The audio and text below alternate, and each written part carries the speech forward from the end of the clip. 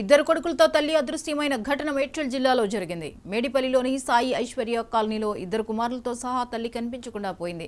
జీవన్ మునావత్ వీణా దంపతులకు ఇద్దరు కుమారులు ఉన్నారు. శనివారం మధ్యాహ్నం కొడుకులు సంహిత్, శ్రీమాన్వితులను స్కూల్ నుండి తీసుకొస్తానని వెళ్లిన వీణ తిరిగి రాలేదు. దీంతో భర్త జీవన్ మేడిపల్లి పోలీస్ స్టేషన్లో ఫిర్యాదు చేశారు. కేసు నమోదు చేసి దర్యాప్తు చేస్తున్నామని పోలీసులు చెప్పారు.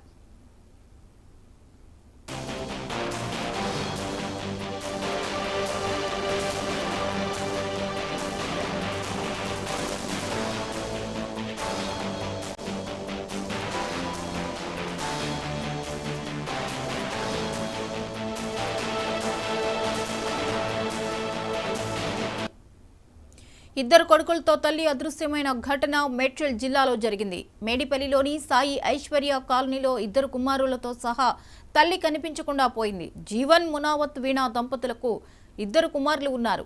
శనివారం మధ్యాహ్నం కొడుకులు సంహిత్, శ్రీమాన్వితులను స్కూల్ నుండి తీసుకొస్తానని వెళ్లిన వీణ తిరిగి రాలేదు.